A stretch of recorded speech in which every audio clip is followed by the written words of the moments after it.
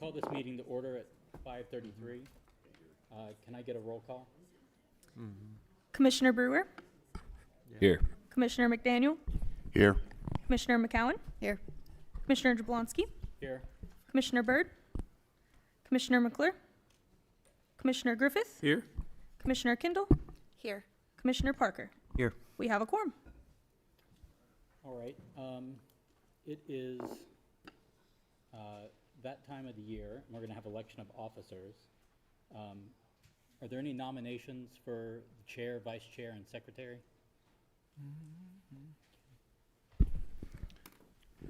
I'd like to nominate the existing chair and vice chair and secretary to take another term.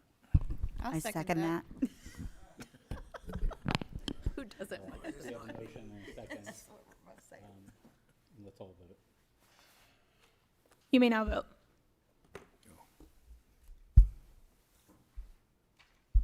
I'm chair of the MNTC Parks Board now, so. All right, motion passes 7-0. Moving on to the consent docket. Is your mic on? I can't hear you as much. Can you hear me now? Yes. All right, thank you.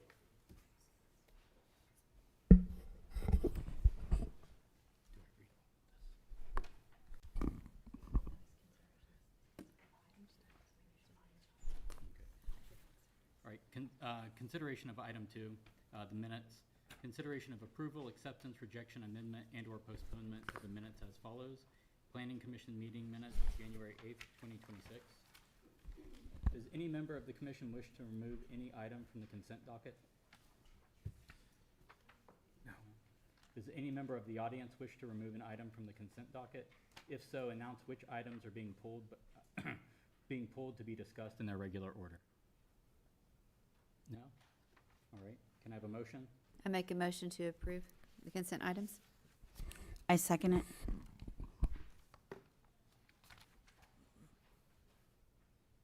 And, Ready for vote? yep, I'm ready to vote, sorry. You may now vote.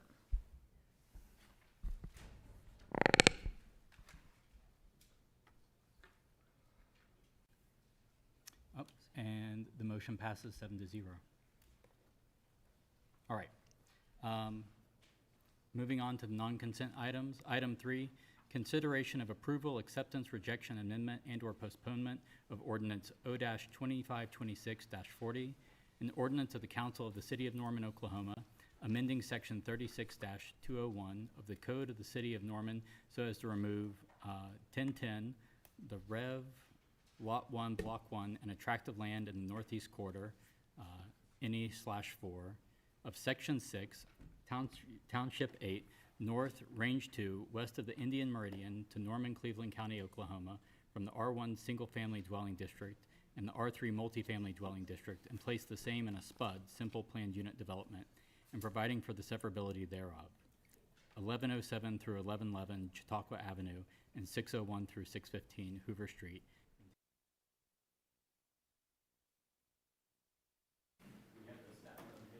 Yes. It sounded like the mic cut out again. We tried to turn them all off to turn only one on at a time, that way it helps, yeah. Okay. Laura Hoggett with the Planning Department.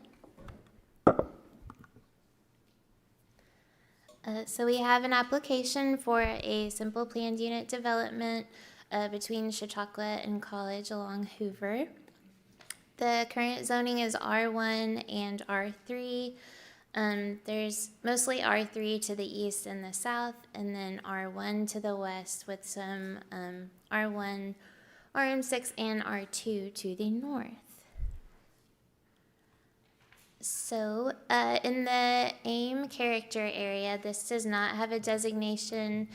We actually went to council committee recently, and you'll be seeing it coming up in a meeting soon. To correct this, the consultant mistakenly believed this was OU property, so they did not give it a designation, and it was adopted this way, but we'll be bringing some map amendments to you soon, so stay tuned. The land use designation is urban medium. There is urban low to the west, and then surrounding the rest of the property is urban medium. So the lot that's kind of the tall part of the L, I guess, if you would, that's actually vacant right now. And then there are single family on the two addressed off Chautauqua, and then some duplexes along Hoover. And then to the east is OU's campus, and then to the south are some Greek houses. So here's an aerial showing the property. As I said, the east part is mostly vacant. Those apartment buildings were torn down recently. The duplexes along Hoover, and then single family along Chautauqua. So I have a bunch of pictures just to, it's kind of hard to show a property like this that has 3 frontages, but this is the corner of Hoover and College looking north. This is Chautauqua and Hoover looking east. Just another angle of Hoover. This is across Hoover to the south. So this is looking south on College. There's Greek houses. Looking west on Hoover towards Chautauqua. This is the church that's to the east of the subject tract. And then this is along College, looking south. And then this is across the street on Chautauqua. Here we have the site plan, so there's 8 proposed buildings with 2 big parking lots. And then we did receive, we received 2 protest letters. One, we're still waiting on the verification of the signature, but for now we have 2.2% protests that have been verified within the notification area. And the applicant is here with the presentation, and I'm available for questions as well. Are there any questions for staff? If not, we'll take the applicant presentation. Sorry. All right.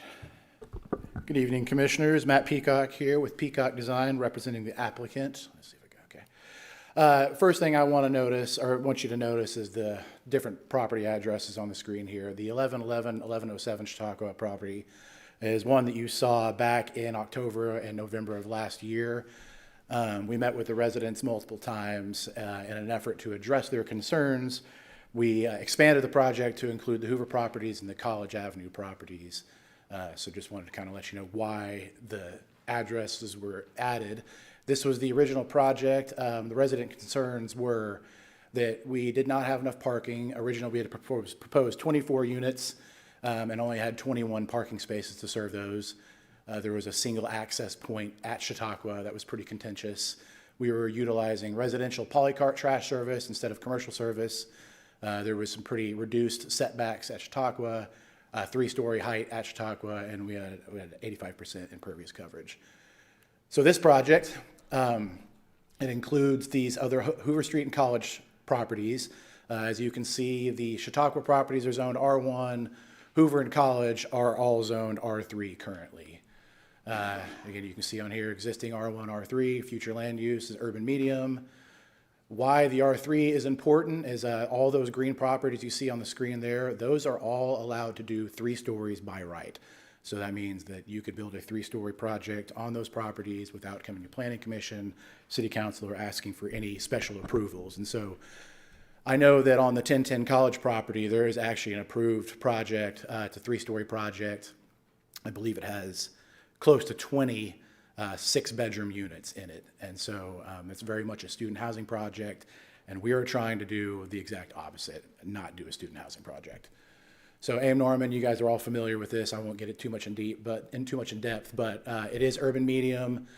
More intense master plan developments, 3-story buildings are common, higher intensity multi-unit residential, parking is secondary, lower intensity residential uses are not appropriate, and density should be greater than 8 units per acre. This isn't really shown very well on the screen, but the idea here is this shows the existing zonings in the surrounding areas. Chautauqua is the vertical line, north and south. Lindsay Street is the red east and west line. You can see north of Lindsay and east of Chautauqua, it is all urban medium. Further to that, you can see that 90% of the properties west of Chautauqua are R1, but about 94% of the properties east of Chautauqua are R2, R3, RM6, or commercial. All of them have a higher density designation, so we feel this project is appropriate in the context. Here's another image showing that discrepancy. West of the image is west of Chautauqua is the single family R1 zoning. East of Chautauqua is the more dense R3, R2, a lot of larger projects. You can see that the blue buildings are 2 floors and the yellow buildings are 3 floors and up, some going up close to 10 stories, the OU dorms being for one. So here's the proposed site. As was mentioned, there are 8 buildings, 108 one-bed units. There's 109 parking spaces. 88 of them are on site, 21 are on street, and then we are building 28 additional spots in the lot on the right side of the screen, which is now north. That is being done as part of the land swaps for the Hoover properties. We're down to 79% impervious area, proposing 40 new trees. The entrance and exits are no longer on Chautauqua. They are now on Hoover and College, so removed from the residents in the neighborhood that has some consternation about that. The existing setbacks are intact except for College. We moved the buildings close to the road on College to keep them further from the road on Chautauqua. We're now utilizing commercial trash service instead of the polycarts, and there's an internal fire lane in the parking lot for this. We also went ahead and got a traffic memo put together. This was done by TEC. They do a lot of the memos that you guys see. In that report, they state that no traffic-related issues are anticipated and no traffic control or roadway improvements are recommended as a result of the project. Here's just a different aerial showing more depth in the image. You can see that we have tiered the heights. The lowest heights are at Chautauqua, so those are the 2-story elements closest to the neighborhood. And as it works its way towards the campus area, we step up the buildings in height, with the highest parts of the project being internal to the site. So you can see those 4 buildings along College there. The taller elements are actually abutting the parking lot, and the 3-story elements would be abutting College. We also met with the neighbors, like I mentioned multiple times. They had some concerns primarily revolving around noise, outdoor speakers, resident-generated litter, parking on the yard on non-game days, yard game tables, just a lot of things that make projects like this unsightly. And so we included language in the SPUD that you guys have that addresses all of those. I know they were still workshopping some of that with the residents. They got me some comments yesterday, and I was not able to get those implemented in time for tonight. But assuming that we move forward past tonight, we will get those massaged and put in the final SPUD for council adoption. This is just an interior rendering of the units. Like I said, these are very small micro units. Again, this is not a student housing project. We're being very intentional and not creating a student housing project. In fact, we're incurring a lot of extra costs by doing this setup, by providing a laundry facility and a kitchen facility in every unit. That project on 1010 College that I alluded to earlier, it has, like I said, 6-bedroom units. So that means 6 bedrooms that share 1 kitchen. And so we are essentially providing 6 times the expense to not create a student housing project. These are going to be condominiums for sale, not for rent. So we feel that we are creating an affordable pathway to home ownership. They're not created for the annual turnover of student rental housing. Our target market is going to be young professionals that have outgrown roommates, not ready to set down roots in the suburbs, and also people on the other end of the spectrum that are looking to downsize and not necessarily interested in taking care of a large house, large yard at the edge of town, something more dense, something more walkable, something a little more connected here. Here's the renderings. The first one, Chautauqua and Hoover, that's the southwest corner. Looking from that intersection, the image on the right is from College and Hoover. Looking from that intersection, you can see on the left, that's the 2-story element. And on the right, that's the 3-story element with the larger pieces abutting the parking lot. You can't really see these, but these are the nighttime images. Here's the looking from Hoover interior to the parking lot. You can see those 4-story elements abutting the parking lot, trying to keep the highest and most dense parts of the project away from the neighborhoods. Here is a nighttime rendering of College, looking from College Avenue. It's a beautiful rendering. I'm really upset you can't see it. Oh, there you go. Thank you. That's how it's supposed to look. So that's that. Oh, it looks like some of my text got shifted, but really this is a summary from the staff report. There are several lines of text in here that state, the development is consistent with the urban medium land policy. The height of the proposed development is within the range desired. It's in accordance with the AIM water and wastewater utility plans. And what is being cut off on the screen there says the applicant is proposing a new type of housing that is desired and supported by AIM Norman. So with that, I will open it up to questions. Are there questions for the applicant? Matt, what about stormwater detention? Are you putting that underneath the parking lot, or? Yes, sir. Okay. We're doing infiltration trenches. I will show you where those are located on the site plan. That's the 2 dashed lines that you see running through the middle of the parking lot there. This will basically be underground detention. Yep. And all of the roof drains will be piped into that. So we'll be collecting and detaining all of our stormwater on site. Appreciate it.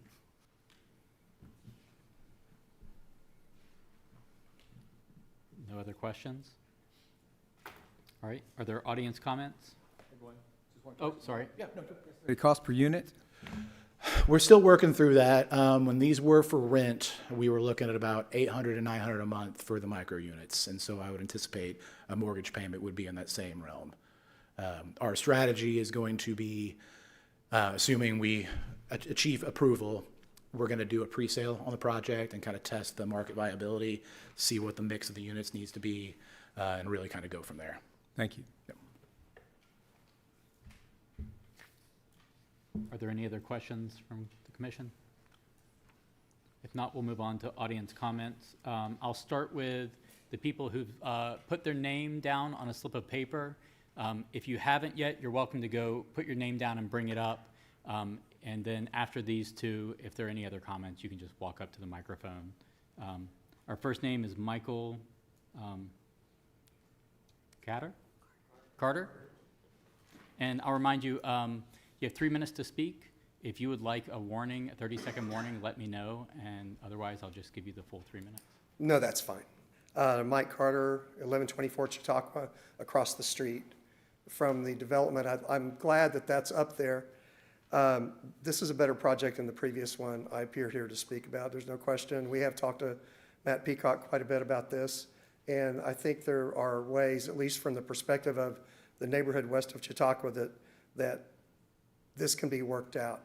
One of the things I think that would be important is if you look at the drawing, the entrances to buildings 1, 2, 3, and 4 do not face Chautauqua, and that's excellent. That's something that we would have wanted. So it's not a neighborhood-facing development. It's a university-facing development, if you look where the entrances are to all these buildings. I think it makes a lot of sense to have a wall on the west side. There's a good setback there, a 6-foot wall to show that this is not accessible from Chautauqua. It's accessible from Elmwood and accessible from College. That's where the traffic's going to go. If you've been around this neighborhood, you know that on the sidewalk there are constant streams, packs of fraternity and sorority members that just go up and down that sidewalk all the time.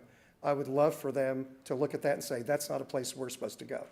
I'd like that wall. I think that makes a big difference to our neighborhood.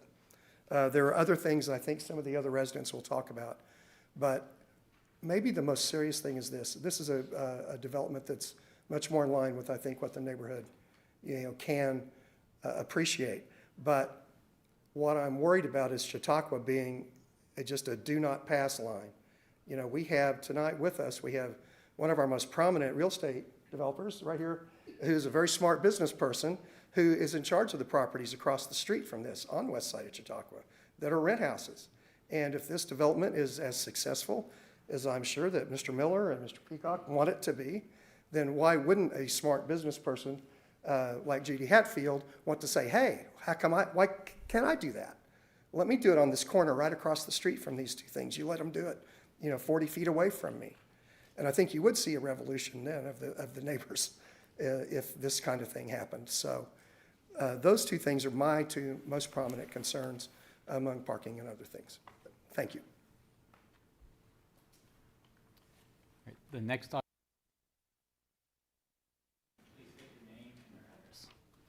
And if you would like a 30-second warning, let me know.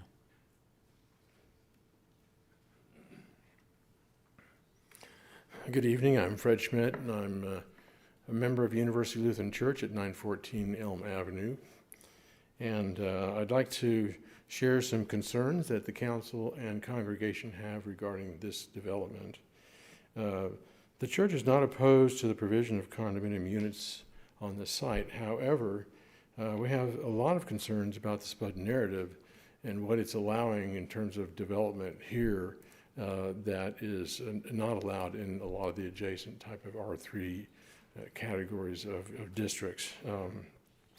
We submitted a letter to the Planning Commission and Council regarding our concerns. I'm going to just share with you the summary of those concerns. The first one is building heights and setbacks on College. When we look at these units and we review the ordinances, these are actually 3- and 4-story units, not 2.5 and 3.5. The fourth floor of the units on College are full height units, same height floor to floor as first, second, and third. They don't qualify as a half-story according to the definitions that are provided in the ordinance. They're really 4-story projects. The ones on Hoover and Chautauqua are actually the same issue. The top floor is a full height floor, same height as the first and seconds, and so it's really a 3-story building when you look at the total height of the project and what it imposes on the street. The setbacks on College are another concern. Those buildings are set literally right on the curb, 10 feet off the back of the curb, and they're just like, in your face type of thing. I appreciate the setbacks on Hoover and Chautauqua, but the ones facing to the east are really imposing. There are some projects like these in the city center, and you can see how obtrusive they are to the residential neighborhoods. They're mostly located on U-Fall, if you've seen those. We believe the parking is inadequate, that interior parking has 88 spaces. They're counting 21 spaces on the street, which typically I believe are viewed as public off-site parking, first come, first serve. Those streets are just loaded every end to end during the college year, and now it's going to be much denser, and that parking, we don't think that it's really legitimate for those to be counted as parking for the complex, because they can't put reserve. They can put signs on their parking lot that says, residents only, but they really can't reserve those street parking for the residents. The other parking.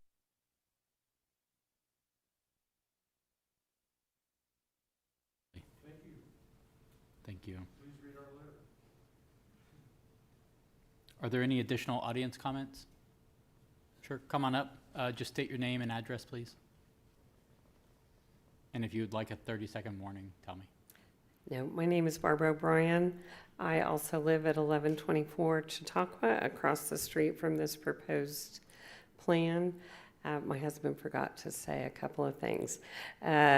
First of all, that we live right across the street from the Chautauqua property, and having that fence along the sidewalk there would, prevent us from seeing what's happening in there all the time, because we do that with the fraternity houses.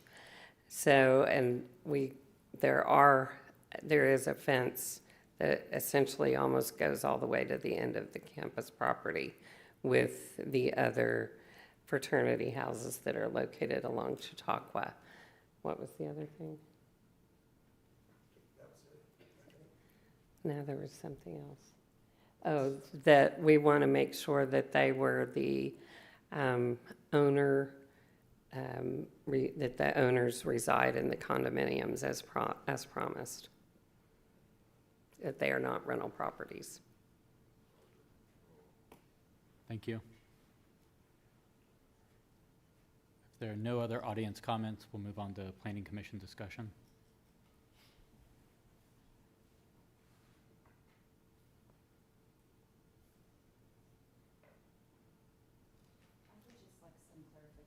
On the, sorry.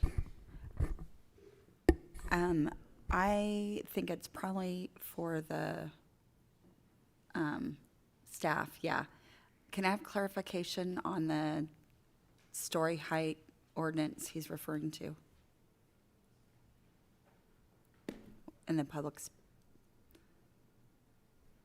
was it Mr. Carter? Was stating that, oh, I'm sorry. It was the first person.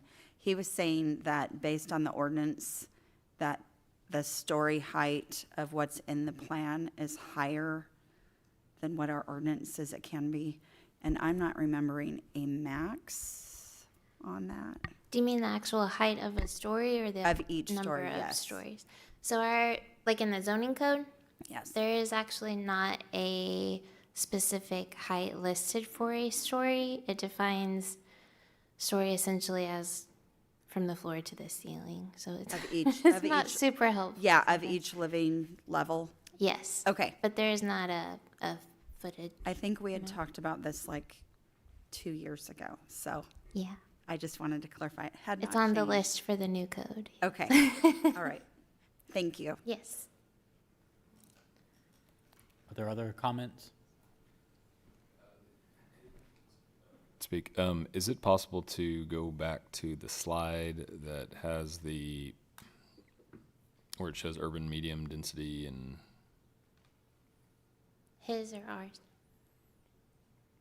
I think it was, Like this. Oh. Sorry, this thing is finicky. here, yeah, maybe in yours, I forget. This one or a different one? Well, there was, yeah, so the orange is the urban medium. Yes. Okay. I just wanted to address the comment and concern about development on the west side of Chautauqua. I do understand that concern. That's also, part of why the land use plan was adopted, to protect the neighborhood. So I think that's an important consideration, that that this is an adopted plan, and Chautauqua is kind of the dividing line to make sure that there's not density to the west. I know that we've seen a lot of development that's occurred in neighborhoods that ultimately led to the form-based code area, and then even some other areas in Norman. But that was kind of the reason that we went through the land use plan, to make sure that while it's not protected, there is, if there was a development west of Chautauqua, it would come through Planning Commission for review, and our purview as Planning Commission is to make a determination: is it within the land use plan and appropriate within the context of the neighborhood, given that you have a lower density to the west. Now, this is current commission and there are future commissions, but at the same time, all planning commissioners are, trained in that, we're supposed to follow the land use plan and what's appropriate. So in some way it is a protection, and I think that reduces that concern. The other thing that I was going to mention, a couple things, something I like and that I don't like as much. I do like the step back with the going from 2 to 3 stories on the Chautauqua side, and then 3 to 4 on the college. There are several examples of that around campus that have been built within the form-based code area that really do soften the viewpoint, and it makes it feel like it is truly 2 stories, even though there's a 3rd story that's back on the back side of the building, essentially, or halfway across the building, whatever it may be. And I just appreciate that was an approach and a design approach to soften that there. And I do think it'll be felt in a positive way. Something that is just kind of a necessary evil is on the northeast side, the parking lot there, that it is a surface lot. You do have to have an entry and exit, and that, essentially got more parking spaces in there. Obviously, it would be nice to have a building on that edge right there just for the street wall. But otherwise, for the site itself, I think they did a really nice job with site planning to make sure that there was most of that parking was tucked away from the street. And then one other thing to address is just it is a little bit of pick your poison with parking behind in a setback that's right off, that has very little setback to the street, versus putting the parking on the street side. And if part of the concern is that it's underparked, then you've got to put parking somewhere. So you either put it on the street side or you put it on behind the building itself. And personally, I would much rather see a building than see cars parked along the street. I like the look of the little, the very little setback that we see throughout the form-based code, and in part what's proposed here. Again, I'd just rather be looking at buildings than looking at cars. And you got to put the cars somewhere. So, yeah, I agree. I think this is an improvement over the previous project. I like that it's adding a good number of units. I like that they're small units. I made this comment with the last project that if there's concerns about parties and things going on, nobody wants to party in a small, tiny little unit like this. They just don't. That would not be a party that I'd want to go to, and I don't think anybody else does either, which I think will actually really help the project become either young professionals, buyers, or it could even be graduate students. And I know we're not saying student housing, but I kind of see graduate students as synonymous with young professionals, but even for students who want a quieter environment, who want a small unit, I think it's a really great option. And on the scale of affordability, that's a concern. We need more units. We also need affordable units, and this kind of checks both boxes in my book. So I'll say a few words. I think it's a great improvement. I think that infill development is what we need, and we should be doing that in these higher density areas.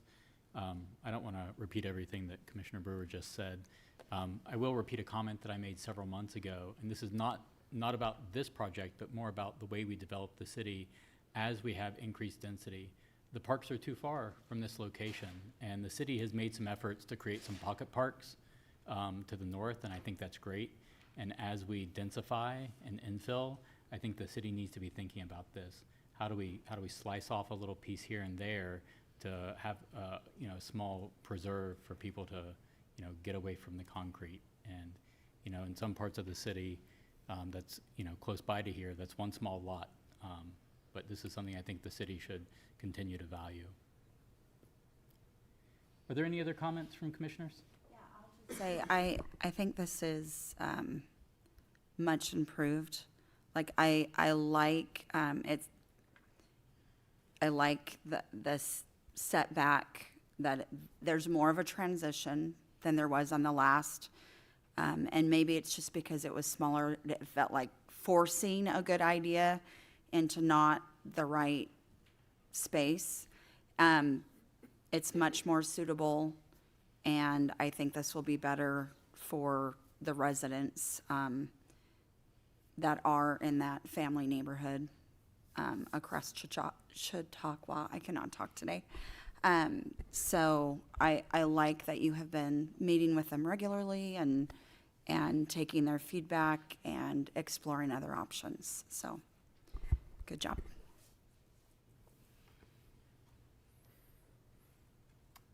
If there are no other comments, I'll take a motion.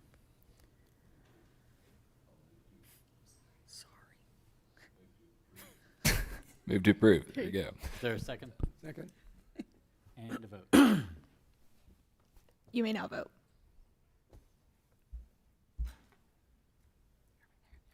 Not yet. Oh, thank you. Okay, all votes have been cast. Lesson learned. Motion carries 7-0. All right, moving on to item 4. Consideration of approval, acceptance, rejection, amendment, and/or 26-31, an ordinance of the Council of the City of Norman, Oklahoma, amending Section 36-201 of Chapter 36 of the Code of the City of Norman so as to remove a replat of the east 236 feet of Lot 6 and the east 200 feet of Lot 7 of Elmwood Addition and Lot 12 and Block 1 of Parkview Addition to Norman, Cleveland County, Oklahoma, from a CCPUD Center City Planned Unit Development and place in a same CCPUD City Center Planned Unit Development and providing for the severability thereof. 542 and 534 South University Boulevard, Ward 4. Could I have the staff presentation?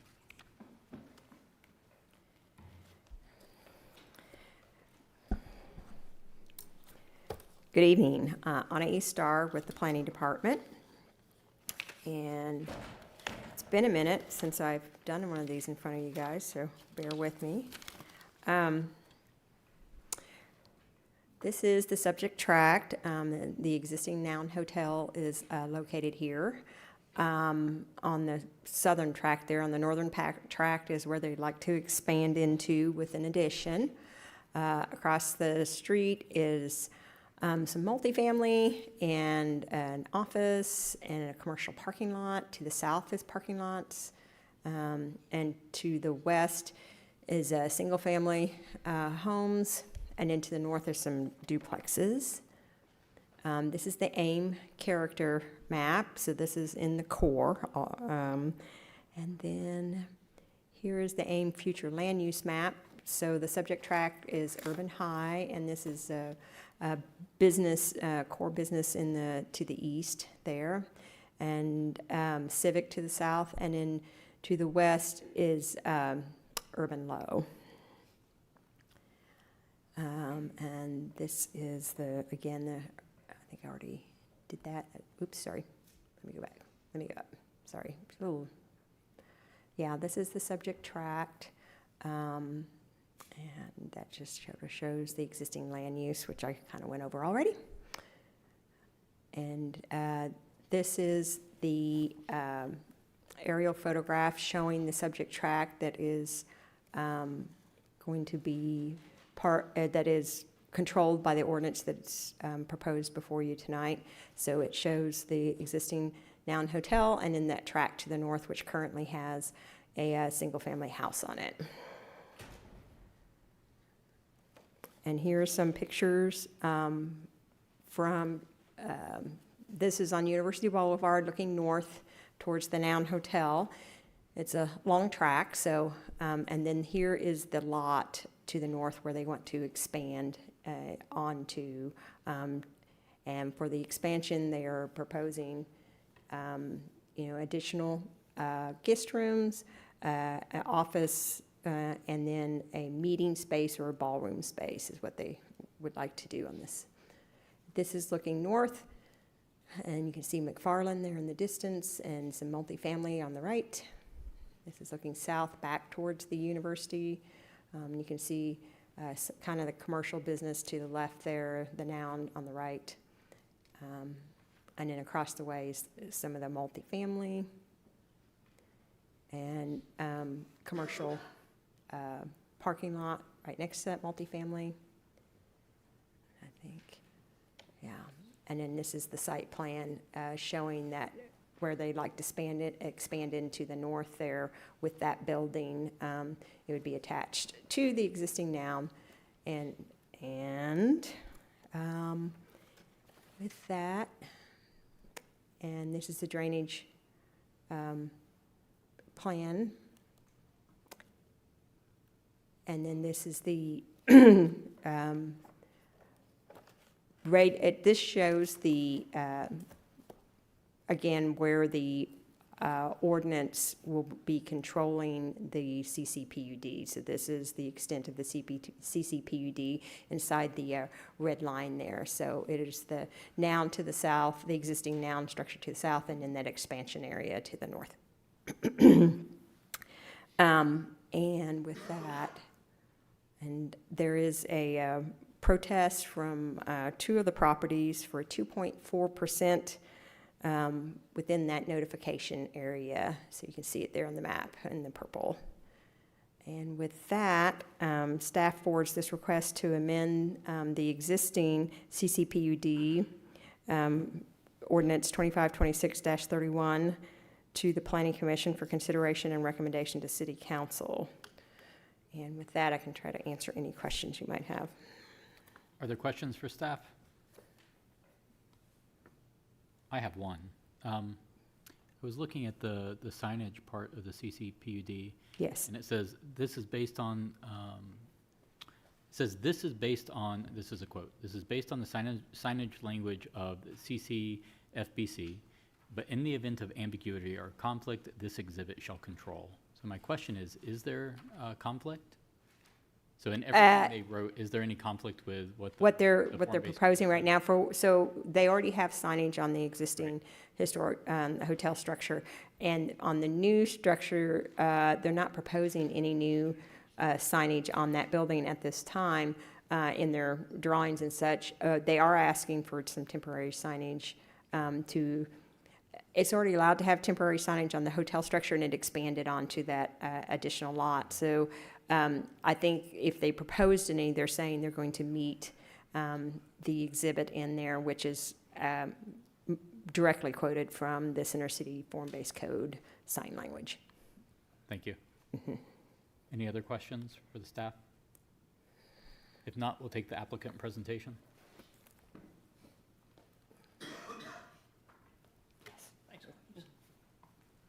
All right, thank you, Commissioner Sean Rieger, for the applicant tonight, and it's exciting to be back here with the Noun.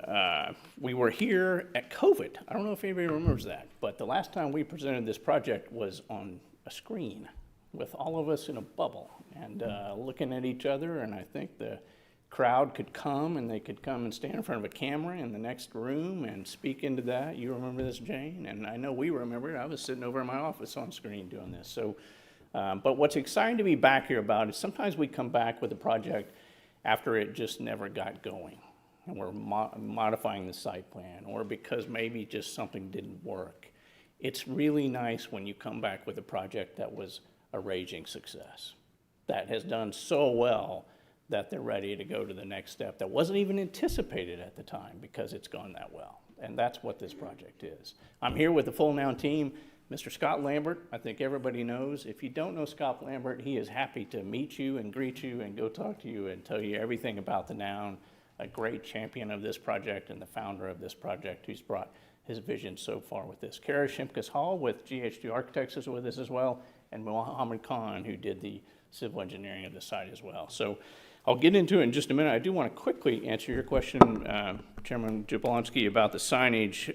This is basically a amended PUD, and I just want to say there was only one sentence changed in the signage exhibit to this PUD, and it's just about basically placard signage out in the front of the doorways. That's it. So the rest of it we did not change from the past PUD, and really this was adopted at the sort of the impetus of form-based code, and I think really we were concerned about making sure we knew if there was any ambiguities that could cover that. But I just want to assure you we didn't change it from the past PUD. So there's nothing different in there from what was already approved. So let's take you through the project. You are very familiar with the Noun, I'm sure. You've probably all been there. I can't tell you how many Christmas photos I've seen taken inside the Noun and how many graduation photos out in the plaza in front of it. It has become a marquee project in our community with so many photos taken around it and in it, and just it's a remarkable project. So here's the location map from your staff report. We are basically within Center City. It is a current CCPUD, and we are basically here tonight to expand it slightly up into the property just to the north of it that is owned by the Noun, and so it's not acquiring new ownership. It's basically just expanding into an area that was already essentially a part of the project. Aerial, you're familiar with where it is, Campus Corner, just to the east of the property, University Avenue, and you saw the picture from on the east that looks straight up to McFarland on University Avenue. And recall that this project replaced a dilapidated apartment building that used to sit on this site for many years. So another great example of infill work that has worked and replaced a project with a new use that has been very, very successful. This was what was approved last time. This was a slide from last time. And you recall last time we really didn't anticipate the north property there on the upper right to become part of it. That basically became an administrative office and some other different uses. But now we're ready to bring that into this project and make it a successful part of the entire facility. So we're here tonight basically with a site plan amendment is what we're here with. I could show you the red line PUD from the existing to the new. There's really no edits in the uses at all. There's really just edits to incorporate that piece of property on the north, and that's really it. So there's no change in the AIM land use designation. It is urban high, and I would actually refer back to that, something that didn't get highlighted in the staff report, but it's in there, and it says under urban high, which basically carries straight up this area, that it is anticipated that buildings will be as much as 2 stories higher than the buildings next to them. So I think that's important to note as we consider this project, in that this is a 4-story property, and next to it are houses that are 2-story. And urban high anticipates that and says that that would be normal part of the AIM anticipation. So it's already platted. A lot line adjustment will be used to incorporate this lot into the lot to the south. We're simply expanding to the north with that one lot. The new addition, as Ani said, will include ballroom and event space, basically on the first floor, and then 3 floors of rooms above that, which will be 54 additional guest rooms. Associated amenities, continuation of the existing design, and the materials will all continue on as they have been, and no changes to the existing Noun building really at all. There is a dumpster modification over on the west side of it, but that's really it beyond this site. Staff, I'm really just going to kind of reverberate what staff has said on this. We've proposed 78% impervious coverage. The CCFBC allows up to 85% with an engineered solution. And Mohammed Khan has done some low impact design and best management practices, which you will see around there. We have a rain garden and a swale that brings it into the rain garden, filtrates that water, and releases it after that filtration. I won't get into the details. If you want to know the details, Mohammed is here. Really an award-winning effort on his part from the last time, and he's continued on into this one. Staff found that the open safe space is consistent with the regulations of the form-based code. Staff also noted that the proposal is generally consistent with the surrounding uses to the north, east, and south, and that basically it's continued in the spirit of this form-based code and how it treats the open spaces. This is the actual floor plan of the first floor. We're still, of course, preliminary, but basically it anticipates a large ballroom on the front of the space that fronts out onto the street with restrooms and some preparatory function work on the front. And then the back would be storage, and so the back of the building would not be an active space, certainly not active to the exterior at all. There are no programmed functions on the exterior of the building at all, on the west side of this building or the north side of this building. And the upper floors would be rooms as you see there, but I want you to notice that all the rooms are facing north and south. We have no rooms facing to the west. We have no windows facing to the west, nothing at all. This would all be oriented to the north and the south. Staff says it's consistent with the traffic access, parking, and sidewalk regulations, and TEC found there were no anticipated issues with traffic at all. This really was a pretty minimal increase in traffic from the report that they did. It's continued the landscaping across the front. Really, I think something that's become pretty cherished on University is the frontage of this property. Again, I see photographs on Facebook all the time in front of this building, and I think that's been a wonderful part of this project. We are continuing that space basically on into the north space with the planted holly trees, the flower beds, and the existing kind of treatments will really just sort of be duplicated onto the north. And staff found that basically met the spirit of AIM core neighborhood and the CCFBC. Fencing. Now, the last time we were here, I don't think I had ever done a diagram to that detail of fencing, but we did it. We built it that way. We fulfilled everything we said we would do on that, and we're here again to say that we will continue the same thing in essence. And you see on the north, around this site, there will basically be a large 8-foot solid precast concrete garden wall on the west side, and then on the north side will be a solid 8-foot wood stockade fence as well, lapped, so you can't see through that property. So we're committing that. You can see the elevations of this project. Basically, it's a continuation. On the top elevation is the frontage on University as it continues on. I don't have a point here, but you can see basically that street entry point still goes under the building as it had been, and we're basically continuing on to the north. And then on the bottom photos you see there on the right side is looking south on University Avenue, and on the left side is looking north. You see McFarland off on into the distance. Economic impact. The last time I was here, we put a screen up that showed you what we anticipated the economic impact to be. And at the time, there was a new TIF in town. The Center City TIF had basically just started in this area. And we anticipated that this was leveling an old dilapidated apartment complex that had a very low basis, basically a very low property tax amount. And as you know with TIFs, the increment increase goes into that Center City TIF. And what we anticipated did happen on this project. So back in 2020, we anticipated the property tax would rise to about $296,000. We anticipated sales tax and room tax of about $582. And on the next column down, or the next row down, you see what has actually happened, and remarkably close is what has actually happened with this project. If you run all these numbers down, you basically get to where the property tax with the anticipated addition and the existing numbers will be roughly about, it results in about $320,000 a year into the Center City TIF, an incredible impetus into that Center City TIF, and that's because the basis was so low at the time this project was built, when the Center City TIF was adopted, that the increment is almost everything that it produces, because it was really producing almost nothing. And then the hotel occupancy tax, $600,000, sales tax and beverage tax, about $625,000. So the total annual impact will probably be in the ballpark of $1.5 million from this project. It was an old, dilapidated 2-story apartment building. That's what proprietors like Scott Lambert can accomplish for us if we give them that ability and that creativity to move forward with it. And he's done so. How well did he do it? Remarkably well. This is one of the most highly awarded projects that I can remember in Norman, Oklahoma. I don't know if I could point to another one. Commissioner Brewer, you might help me to think of another one, but this one was lauded far and wide for the design efforts that it achieved. ULI remarkably gave this project the Large Scale Development Award. It also received awards from AIA, the American Institute of Architects. In 2 different chapters gave it an award. Landscape Architects awarded it, and 2 interior design awards, and the Association of General Contractors. These were all awards. I won't go into the specifics or the specific names of them, but I can tell you back when I practiced architecture, it was rare to work on a project that got even 1 AIA award. To see that many awards on a project is stunning.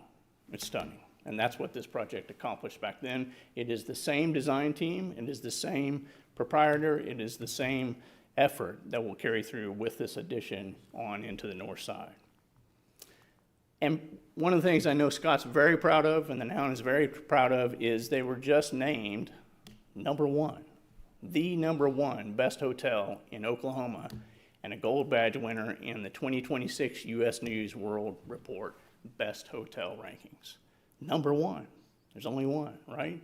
And it's the Noun Hotel in Norman, Oklahoma, right here on University Avenue, statewide, the #1 hotel. So we're merely asking you to please let us advance that. Let us do the next phase to it in the same way, in the same manner, just an extension to the north on property that we already own, and in keeping, as you saw, with all of the staff reports saying we were consistent in almost every way. In fact, the only places I saw that they said we weren't consistent was the height, but then in one paragraph, they finished the paragraph saying we're not consistent with the height, except that under AIM, urban land use, we did have the ability to be 2 different stories from what's next to us. So the staff report even sort of says that we actually are in keeping with the AIM plan in that regard. So with that, I'm happy to answer any questions you have. Again, the whole team is here, and I thank you very much for your time. Are there any questions for the applicant?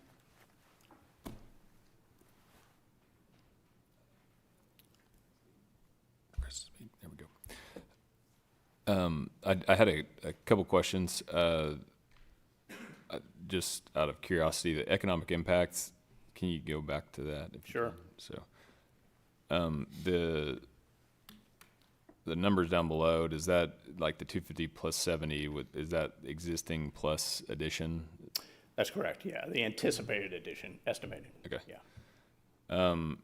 And then I had a question just about the location of the dumpster.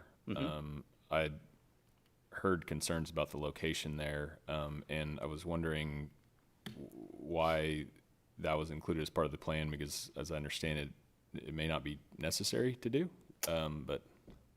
Well, we think it is necessary, or we wouldn't have done it. I could tell you, I don't know that I recall a project that I've seen as many emails about a dumpster as I have on this one. I got to tell you, it was an extensive effort to make sure we had this dumpster planned correctly.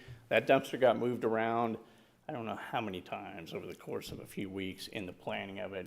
We finally believe we got it right with where it is, and where we're talking about is the thrift store, the white box of the thrift store just to the right of it on the screen is the new dumpster location. There is still an existing dumpster just to the right of that, basically. When you do dumpsters, you don't have a whole lot of options, because the city of Norman, if you were a city council member, you would see on the agenda about every few months there's an item that says you're paying somebody for the damage to their car because a sanitation truck backed into it.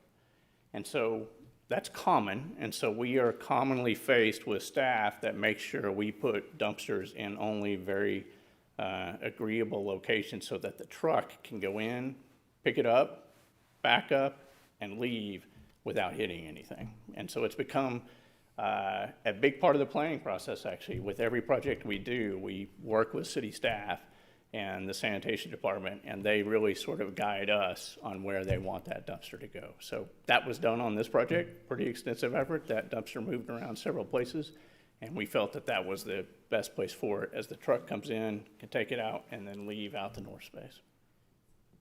No, I certainly understand that. We had to do a crazy dumpster situation on our project as well. Yeah.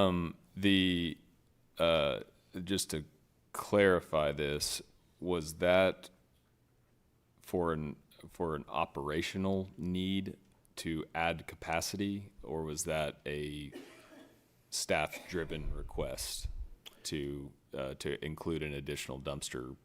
Yeah, I think it was an operational need. I don't think we would want to do that really, other than, go ahead, am I misspeaking on that? No, a little bit, but it's because I kept you out of these emails because they were getting trashy. The intent there was, this is actually for the thrift store, so it has nothing to do with the hotel. The hotel's dumpster is fully maintained in the loading area for the site, so this is solely to help out thrift store operations. So nothing to do with the hotel. Okay, I will let her speak if interested, but as I understand, the thrift store may not want this, but we'll figure that out. We understand that too, yeah, yeah. Are there any other questions for the applicant? Not seeing any. All right, we'll move on to audience comments. So we've got several comments. I'll call these in order that they came up here. When I call you up, please state your name and your address, and if you would like a 30-second warning, let me know, and I'll give you that warning. The first to speak is Marielle Hofnagels.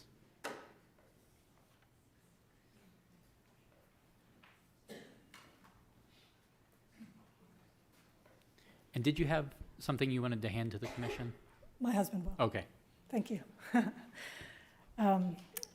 Thank you for the opportunity to speak. My name is Marielle Hofnagels, and I live at 425 Elm Avenue. I respectfully ask you to deny this proposal because I think it undermines the purpose of the neighborhood manners portion of the Center City form-based code, and it sets a precedent that could permanently change our neighborhood.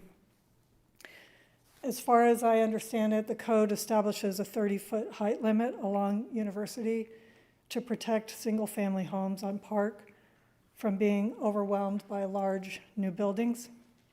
And that limit exists to preserve the scale and residential character of our neighborhood. The Noun Hotel previously received an exception, and while many of us had concerns about the precedent, the impact of the existing hotel is buffered by the large parking lot between it and most of the homes on Park and Elm. But this proposal is different because the expansion would be immediately adjacent to the back of a house on Park. A 54-foot tall brick wall would rise directly behind that property, blocking sunlight for much of the day and fundamentally changing its livability and that of its neighbor to the north. If this isn't a clear-cut example of why the height limit exists in the code, I don't know what is. And there's also the broader issue of precedent. Even if approving the request doesn't legally require the city to grant future exceptions, it'll certainly be cited in future requests. And other property owners on University will point to the decision and ask why they can't exceed the height limit if the Noun could. I understand the hotel's financial goals and the potential for additional tax revenue, but private financial gain shouldn't override the protections that this city thoughtfully put in place to safeguard established residential neighborhoods. We appreciate the Noun Hotel. We value them as neighbors, but this proposal crosses a line that the code was designed to protect. So I respectfully ask you to uphold the neighborhood manners standard and deny this request. Thank you. Next is Jane Crumpley.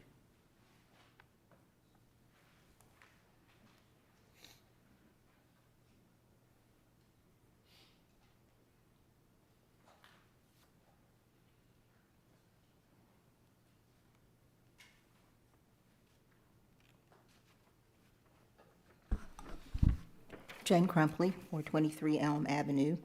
My comments are not as eloquent as my neighbors, but we share what she has brought forward. It seems a little unfair that because AIM has changed some of the rules in some of our neighborhoods, that we have to abide by that, or it's being quoted when it was supposed to be Center City Form-Based Code, of which we were given some protections from a property like this. We don't have any complaints about Scott Lambert. He has been wonderful as a neighbor to talk to us, provide time, listen to our questions, to help us if he can, something that he can do. So we greatly appreciate that. We're very concerned about the drainage issue. I mean, that is a deep, and we didn't have a copy of the engineering report at pre-development that we could ask a lot of questions about. The engineering for the main hotel corrected a lot of drainage issues, and that was a great thing. That property does not overwhelm the neighborhood because I think it's broken up by the parking lot, by the outdoor bar. There are other little things that jut out from the main building. This is just a massive wall. That's all you will see as you look up. An 8-foot solid wall fence doesn't protect the properties below, doesn't protect any of us from looking up. It's just overwhelming. And we would ask that that be dealt with in some manner to reduce that. We appreciated that he didn't put any windows on the west side. That protects us in our backyard. Park suffers a lot from drainage problems. A lot of it brought on by the triplex that was built next to us on Elm, and it was not properly engineered. So we can't handle, Park Drive can't handle much additional runoff from something like this. And so, as I say, we weren't able to talk to the engineer at pre-development because we didn't have the plan then. I would request respectfully that you recognize our concerns and for this particular part of it. If it could be reduced in height, broken up in some way, so that it's just not a big overwhelming brick wall, we would be grateful. Thank you. All right, Mark Crumpley.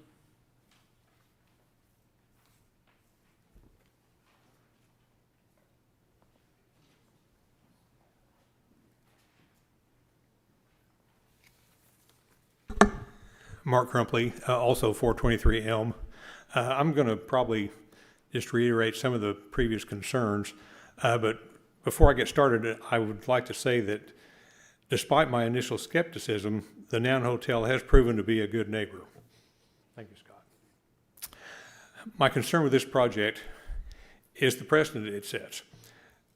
The original hotel already violated form-based code. We got some concessions when it was built, which we appreciated. But when the form-based code was created, we all in the neighborhood thought we were protected. You know, life is good, everything will work out. The existing hotel proved that the form-based code is not really worth the paper it's written on. And my concern is that approval of this project further erodes the form-based code and encourages the submittal of additional and potentially non-compliant projects that might not be good neighbors. Thank you. Mitch Baroff.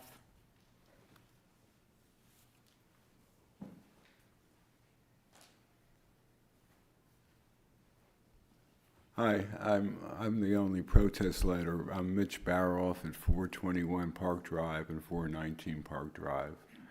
And basically the same thing as everybody said so far. The Noun is a great neighbor and it's a really nice project. But when the form-based code was negotiated back before 20, I guess it was, there was a neighborhood manners section put in, and the idea was it would protect the R1 sections, in this case to the west, of the west side of University Boulevard, and the height of the buildings were supposed to be 3 feet, three floors, and then as you work your way towards Campus Corner, 4 and 5 stories. And so this is supposed to be 3 stories next to our residential properties, and it is 54 feet. There's really not a maximum height that I can find. There's minimum heights per floor, but not maximum height. So I don't know how we got to 54 feet. I'm told by written documents that it says 46 feet, but I think that was before the revisions of the form-based code, if I understand it right. To give you an idea, there's the chairman right there.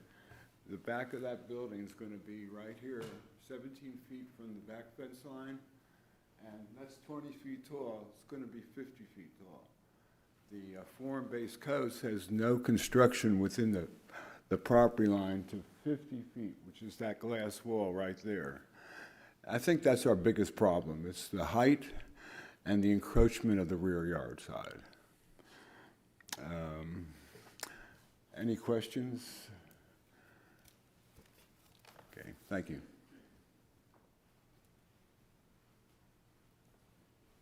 All right. Next, Doug Gaffin.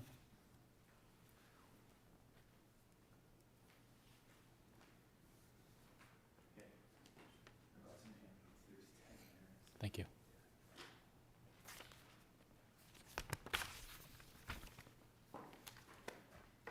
Hi, my name's Doug Gaffin. I'm at 425 Elm.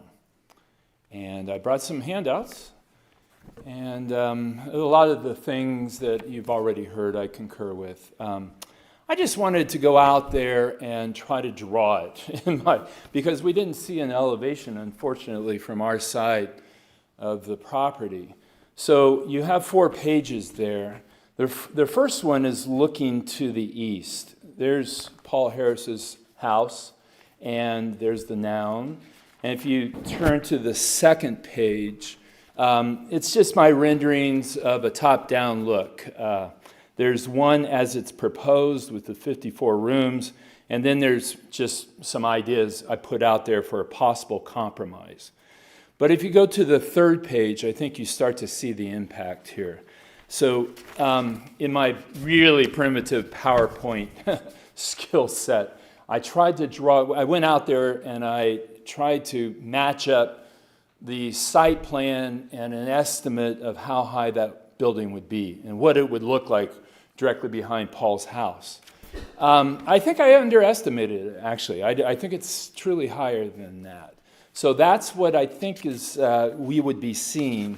And then on the final page is a 3-story version, not a 4-story, which I think we should move back to because that's in the spirit of the form-based code. I'm all in favor of some sort of a compromise. I understand he needs 54 rooms. I think there's a way to do it, to go down to 3 and step it up towards a university. I even had a couple of ideas on the second page of maybe where they can regain some rooms. We were told before that the mass of the building was moved back away as a consolation towards the neighborhood. And that was, I think, part of the argument for the variance. But if you go to the very first page, you see the mass. What they're talking about is the 4 stories is away from the neighborhood, and the 1-story unit, which I'm not sure what's in there, is closer to the neighborhood. You didn't hear that argument this time. So that's gone. So the mass is now right next to the neighborhood. So thank you very much. All right. Carol Bailey. Carol?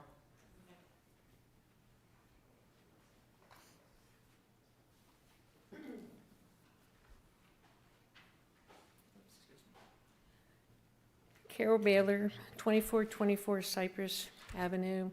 I am one of the managers of the thrift shop. I'm notorious dumpster comment. I have had code out to my thrift shop, and I have had sanitation visitation out to my thrift shop along with Scott and Justin. There's been a lot of communication. The dumpster is my dumpster with the thrift shop, and it has been rotating around for years. I mean, it's become overwhelming. I would just like to have a place where it sits. That diagram is incorrect. That's not been approved by the First Presbyterian Church thrift shop of a location. We kind of like it. I am entombed around with the wall, the 8-foot wall. It's a wall. It's not pretty. I do get along well with Scott, and but basically, that picture is wrong. I'm very concerned with the construction. My shop is only open up 1 day a week, Thursdays from 9 to 4, but I have 9 employees, volunteers that come in Monday, Tuesday, and Wednesday and work from 8:30 to 12. And then today, we're there from 8 o'clock to 4:30. I'm concerned with the construction of where they're going to put their supplies at that time, because we have hotel people using our spots to park in.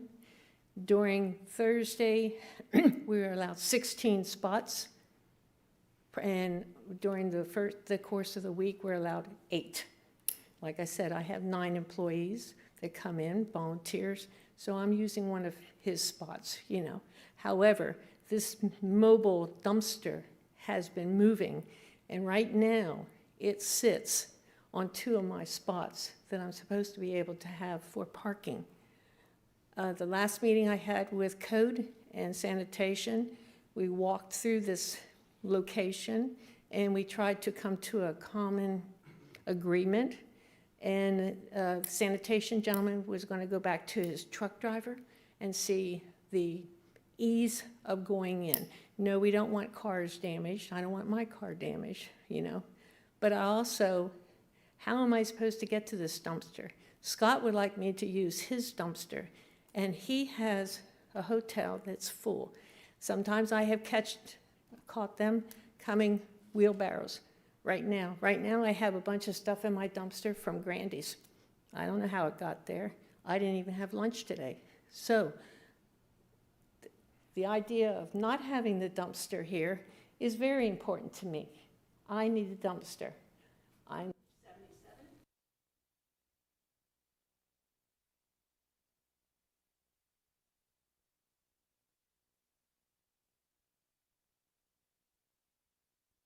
All right, not seeing any, I'll move to Planning Commission discussion.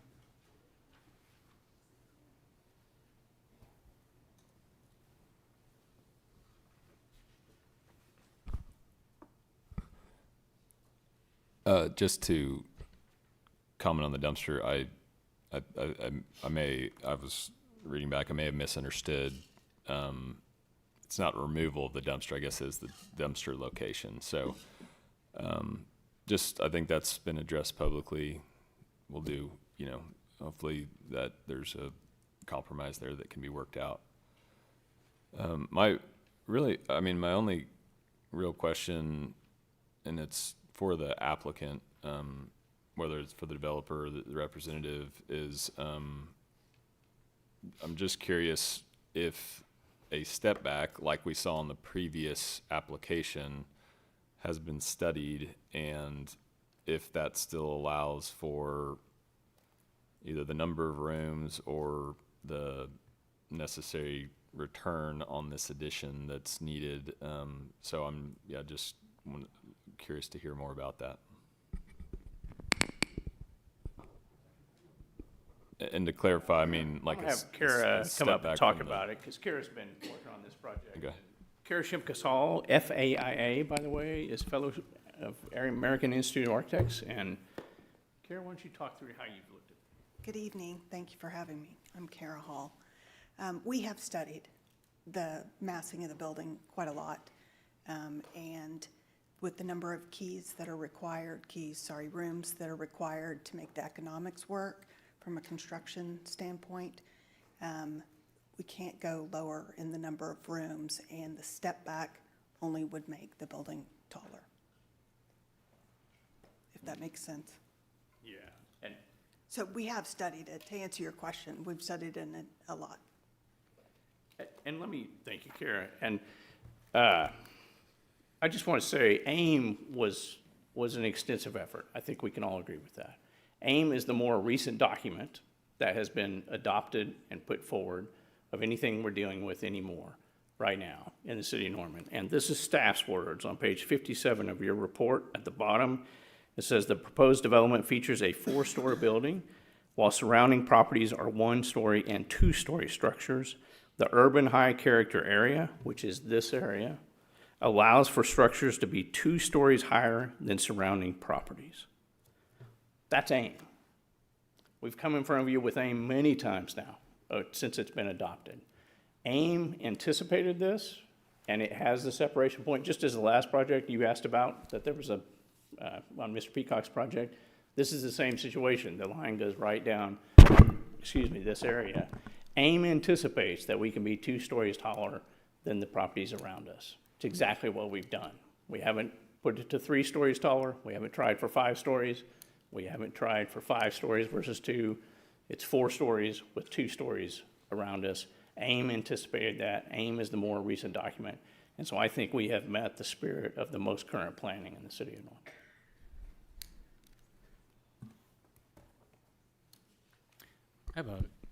I have a question. So the adjacent property is 1 story. So have you explored the idea of having something that's split 3 stories and then goes up to 4 stories? Does this make sense? You're talking about our adjacent property? I think it's Paul Harris's house. Yeah, the house. Yeah, we've explored all the options. I think that the problem is we need that many rooms to make it economically work. And so to get that many rooms on the project, we need the 4 stories in that footprint. That's the challenge that we're facing. So, but again, I think it meets the spirit of AIM by staff words, not ours. And so I think we've met the planning of the city of Norman.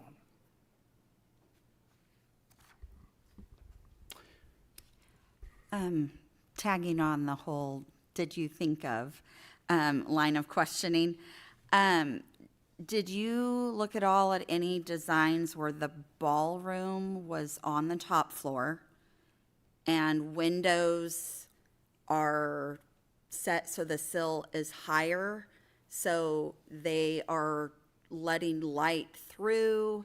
They're adding beauty that this giant brick wall wouldn't have to structures around. But they're high enough that the worries of neighbors of having, people that are sitting in a hotel room looking out the window at them wouldn't be happening. Most things that happen in the ballroom, weddings, other gatherings that are celebrations, the focus is inward, but big, beautiful windows do let some light in and through from the sides. I don't know if that's something that you considered. I know obviously big, beautiful windows are more expensive than a brick wall, but if you have to have that height, is there any way to move things around to not have that giant brick wall? Let me address several things there. One, I haven't seen that drawing. That drawing wasn't handed to us. We don't understand. know Here, that that's there's- accurate. I think there's or, extra. Yeah, thank you. It's just, you didn't have, I guess, a rendering from this aspect. I did not. Which is why they created one. And Yeah. so when you do look, whether it's your rendering or their rendering, it is a big brick wall. So even if it's the same exact color, which they did really a good job of color matching, you can see that it's just a giant looming presence. I would urge you, Commissioner, this is not a drawing by the team. Correct. So I would respectfully disagree that that's what it's going to look like. I don't think we can assume that, first of all. Second of all, multiple issues with putting a ballroom on top. One is circulation. When you get to that, ballrooms have a lot of people in and out at once. And so to put them on an upper floor means escalators, very large elevators, some kind of situation to move them. Another issue that we get into, and if you look at the original PUD of the Noun, if you want to read about the courtyard on the west side of the Noun, on the first floor of the existing Noun, we spent months working through pub verbiage on that. That said, and I could read it to you if you wish, but it's written to where we can't even have TV screens pointed west. We can't have amplified music. We can't have operational issues in that courtyard at certain hours. So to have a ballroom on top, vertically, looking down and with windows or perhaps even a balcony open, the noise would be, I would assume, severely not wanted in the neighborhood. And the second thing is just simply windows. And whenever we deal with projects and we have an upper story next to residential, they usually, I appreciate your thinking that maybe a party crowd is different than the resident or the hotel person in the window. I'm guessing it wouldn't be that much different to the neighbors. They wouldn't want the party crowd looking down on them either, so. I think that's why I was suggesting with a raised sill. Yeah. So it's more aesthetic from looking at the building and does provide aesthetic on the interior, but it's not for viewing out. And I will just have to agree to disagree. I've been to many events in ballrooms at other hotels that are not on the ground floor. Yeah. So. It was just a big. It's just a suggestion to try to create something that is not, like if you're not able to move the setback, if you're not able to tier, it's another thing to consider with the aesthetic aimed at the neighbors that are residential in a one-story house right next door. Yeah, I appreciate that. Couple more comments. I just first want to acknowledge what's been said. I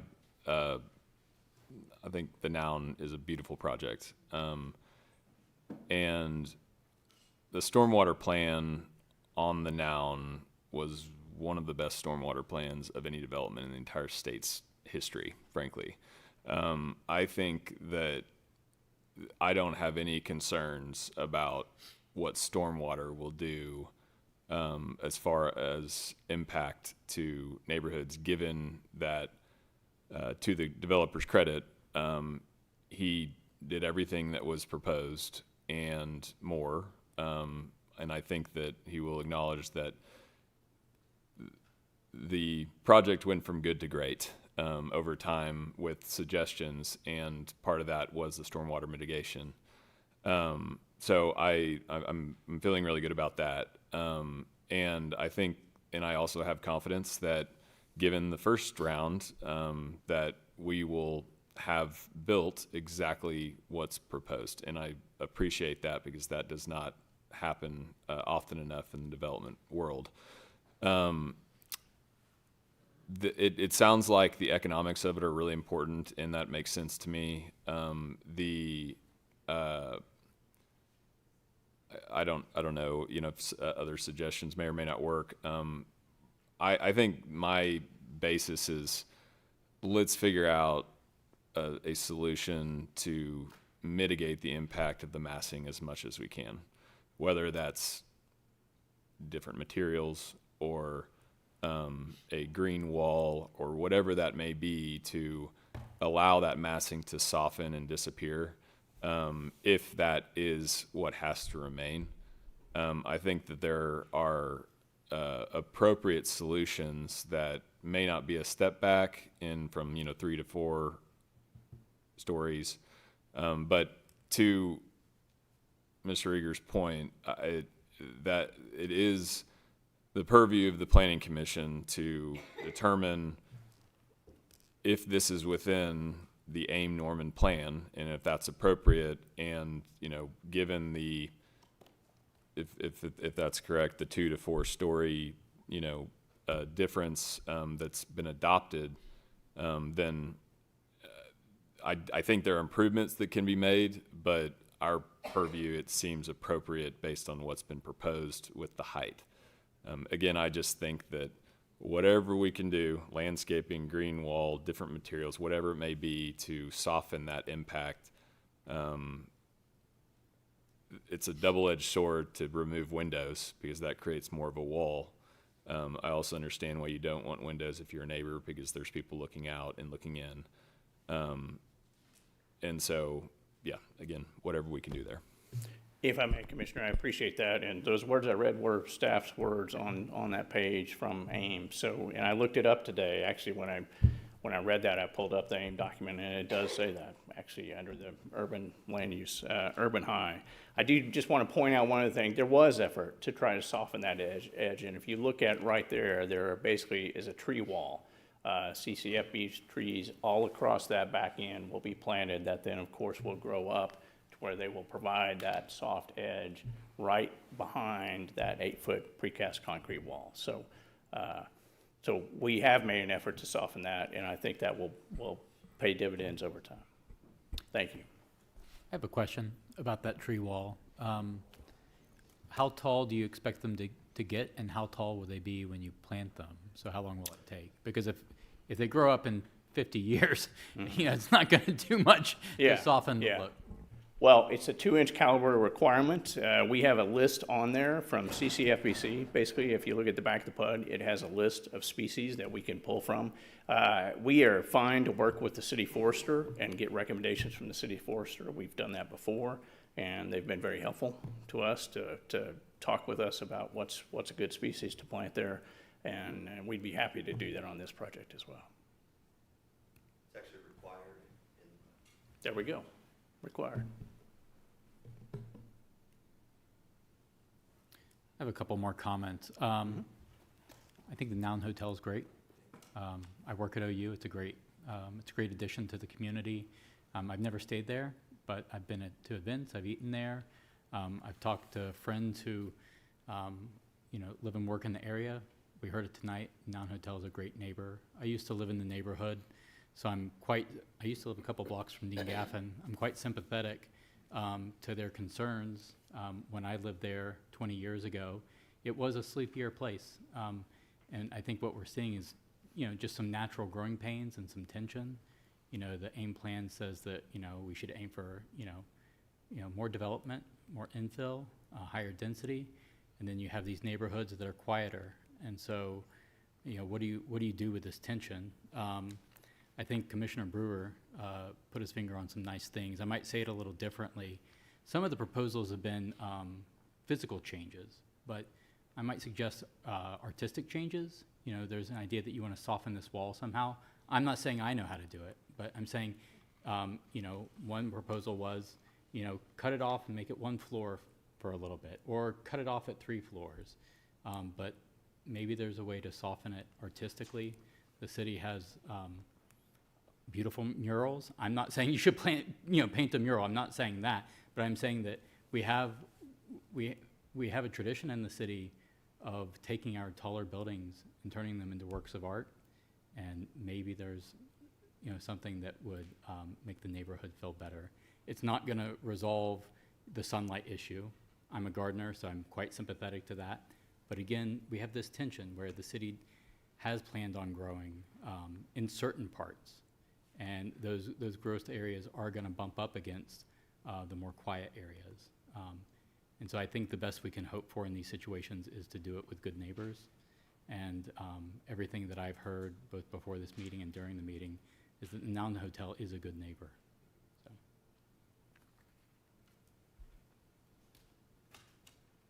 If there are no other comments from the Planning Commission or discussion, I'll take a motion. Motion. Go ahead. Motion to approve. A second. And a vote? You may vote.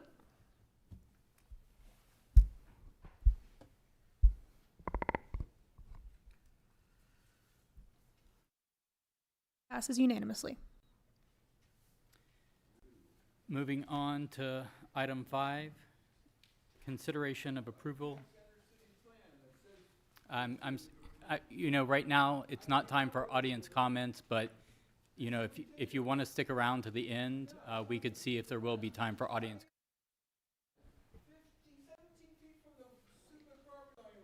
So I'm going to move on. If anyone from the audience would like to speak later, and interact with audience members. Item 5, consideration of approval, acceptance, rejection, amendment, and/or postponement of Ordinance O-2526-30, an ordinance of the Council of the City of Norman, Oklahoma, amending Section 36-201 of the Code of the City of Norman so as to remove lots 14 through 17 and lots 28 through 36, all of Block 4 in the Hardy Rucker addition to Norman, Cleveland County, Oklahoma, from the R1 Single-Family Dwelling District and the R3 Multifamily Dwelling District, and place in the same in a SPUD, Simple Plan Unit Development, and providing for the severability thereof, 420 East Lindsay Street, Ward 7. The applicant requests postponement to the March 12th, 2026 Planning Commission meeting. If you move to postpone, please say the date in your motion. Is my mic on? Mm-hmm. Okay, good.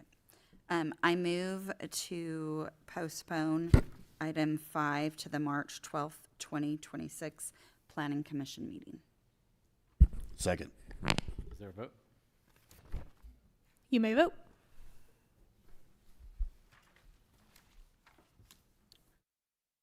Motion passes unanimously. Item 6, consideration of approval, acceptance, rejection, amendment, and/or postponement of Ordinance O-2526-39, an ordinance of the Council of the City of Norman, Oklahoma, amending Section 36-201 of the Code of the City of Norman so as to remove Lot 3 and Block Addition, Section 2, a replat of Lot 6, Block 1, Springbrook Addition, Section 6, to Norman, Cleveland County, Oklahoma, from the C1 Local Commercial District, and place same in a SPUD, Simple Plan Unit Development, and providing for the severability thereof, 1130 Rambling Oaks Drive, Ward 3. Again, the applicant requests postponement to the March 12, 2026 Planning Commission meeting. If there's a motion to postpone, please state the date in your motion. I move to postpone item 6 to the March 12th, 2026 Planning Commission meeting. Second. And a vote? You may vote.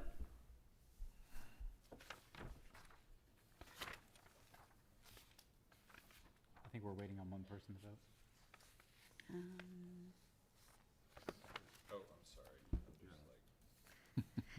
All votes have been cast. Motion passes unanimously. Wake up, Brewer.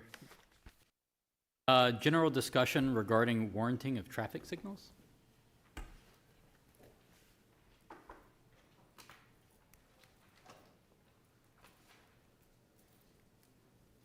Good evening, David Riesland, Transportation Engineer.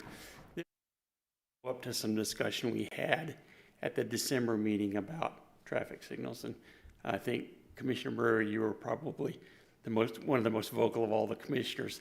I had this on the agenda last month, but I postponed it to this month so you'd be here. I want to bring up two particular examples, and I don't mean anything by that. One is Summit Lakes.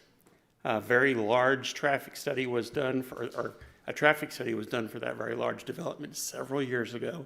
It identified two intersections in particular that we needed to watch for signalization.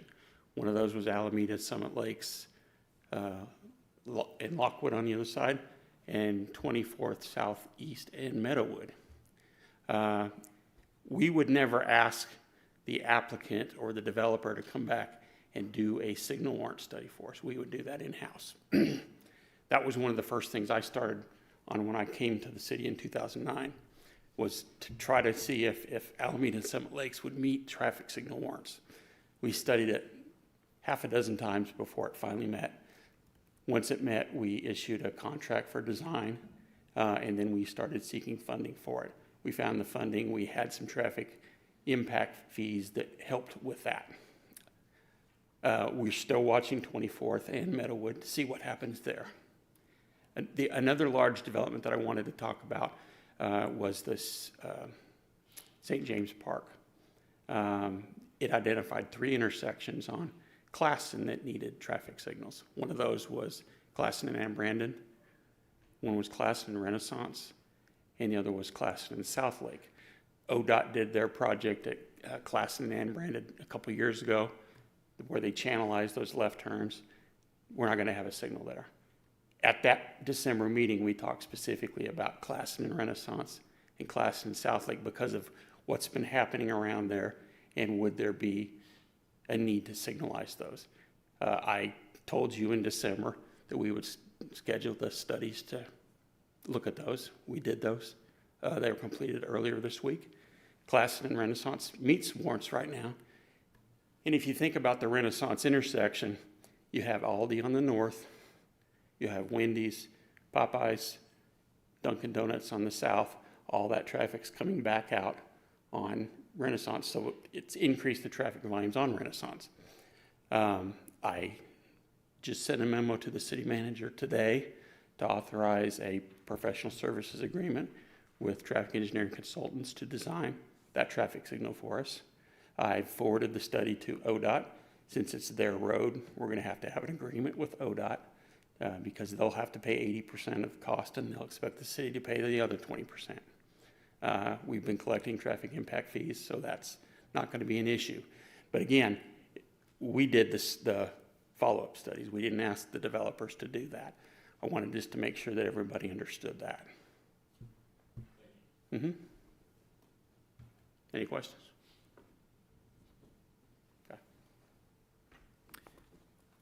Are there any miscellaneous comments of Planning Commission and staff?